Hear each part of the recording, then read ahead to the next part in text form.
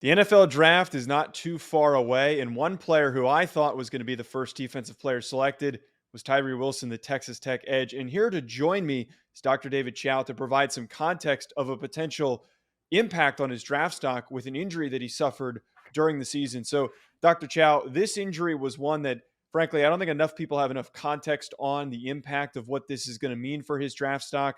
There is that debate of, do you go Will Anderson? Do you go Tyree Wilson? Some teams seem to have talked themselves into Tyree Wilson because of the upside.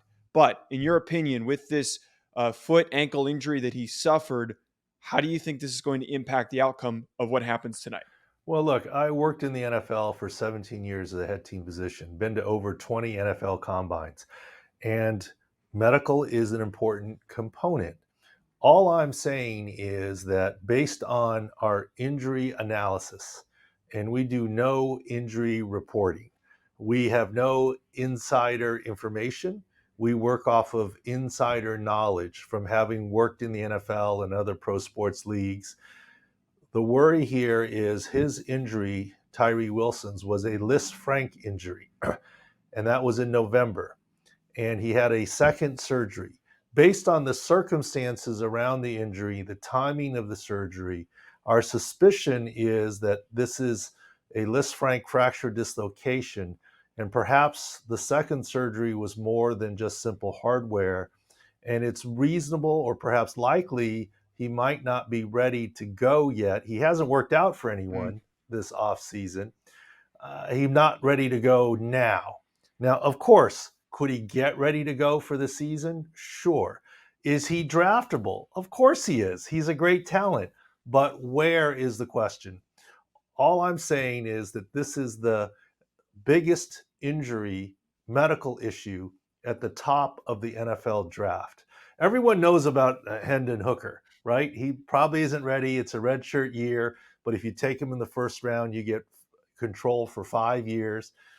With the talent pool this year, he probably does get drafted by a team that doesn't need a quarterback right now. But this Mhm. one, all I'm saying is I started going bigger on this when I saw all the mock drafts having Tyree Wilson as number 2. I said, look, it's injury analysis. I have not examined Tyree Wilson or looked at his MRI scans or x-rays. So take everything with a grain of salt. But all I'm saying is when you have a Lisfranc Frank injury and there is some concern, how much the Texans doctors already know. All 32 doctors around the league already know. They got to examine him. But publicly, I'm trying to help the public. If you have Will Anderson and Tyree Wilson tied, this might be the tiebreaker. And the other thing is, if you're picking a non-quarterback in number 2, I would imagine you want a surefire asset as opposed to looks pretty good asset. This is why it is possible that he's going to slide. And we've seen it in the last few day or so, even the last 24 hours, where he is no longer the favorite to be the first pick drafted. And before any fans or the Mhm. player, look, I'm not telling teams anything that they don't already know or don't know. I am telling the public for a little bit of clarity on what might happen.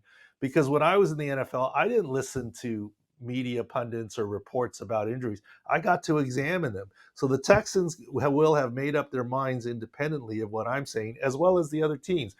But there is concern from our perspective about his Lisfranc Frank going forward and his readiness to start OTAs now. Will it have an impact on his season? Remains to be seen. Is he going to be drafted tonight? I think he is. The question is where? Right. Is he going to be drafted at Right. 2 or at 10 or somewhere in between or a little bit later?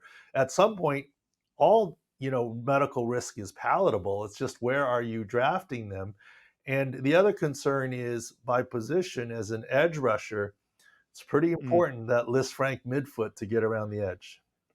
Right. That was what I was really curious on is having that ankle mobility, that foot mobility, not having that lingering. Like that's really impactful for a defensive end, especially a guy of his power profile, his size, his weight. This isn't a lighter guy. This is a guy that relies really heavily on the power that he can generate to produce. He's a very power-based rusher. So One of the things I'm curious on here is this type of injury. Is this something that can be lingering? Is this something that could be a long term injury that ends up bothering him throughout his career? Or is this something that we could see maybe he does fall during the draft today and then eventually he recovers and then we don't really maybe hear as much about this injury going forward through the rest of his career?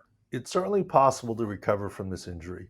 And since I started putting out there our injury analysis about this injury and the second surgery and what it might mean, uh, I've gotten some calls from pundits and national experts Mm, saying, "Well, this is actually his second list rank."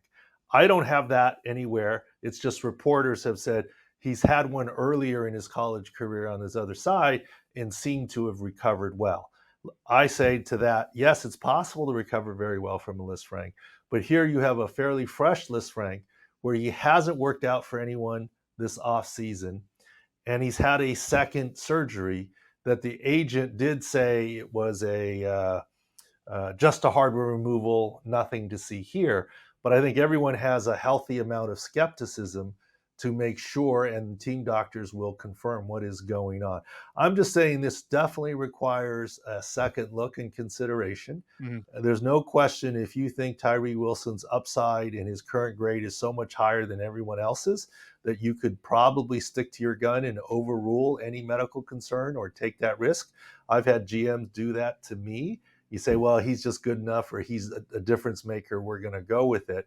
But I'm just throwing out a little caution that if he's not as different as versus everybody else, maybe you then do look another way, be it Will Anderson. And in the end, does a team prefer Jalen Clark with his issue or Tyree Wilson with his issue? I don't know. And medical evaluations, by the way, are very different, just like talent evaluations. One GM may say for sure Bryce Young, one may say for sure CJ Stroud, one may say neither. Well, medical has their opinions too. Now, I'm not weighing in with a formal opinion because I haven't seen his x rays or MRI or examined him. I'm just saying Mhm. there's enough smoke here that all teams will need to pull back. And I don't think, I think there's more to this story given the fact that he didn't work out and that he had the timing of his hardware removal as it was, leads me to think this is a little bit more complicated, Liz Frank, is all. Well, this is really going to be a big headline to watch on draft night. We'll see what happens. I'm sure he'll recover in his career, but again, as you've mentioned here, a lot of reasons why it could certainly impact his draft stock. Thank you so much, Dr. Chow, for joining us at Pro Football Doc on Twitter. It really means a lot for you taking the time to hop on with us here, and we'll see what ends up happening with Tyree Wilson Yeah, during and draft the day. final note is I wish him luck. I don't know the kid, but Yeah. I'm not speaking ill about him. And his doctor that did his surgery, including the second one, is very well respected. And as a matter of fact, when I was in the NFL, I was probably the first guy from San Diego to start flying patients across the country to go see Dr. Anderson. So I respect him, but you have to understand the information Yeah. coming out of any doctor is has to be approved by the patient and the agent. So, of course, it's going to be a glass half full evaluation. And I'm just saying teams will pause before they select Tyree Wilson and make their final decisions. Well, we'll be watching tonight. Again, thank you so much, Doctor, for joining us. We'll be back. We'll see what happens during tonight's NFL draft, and be sure to head on over to @Believe Network on Twitter for all of our fantastic live coverage.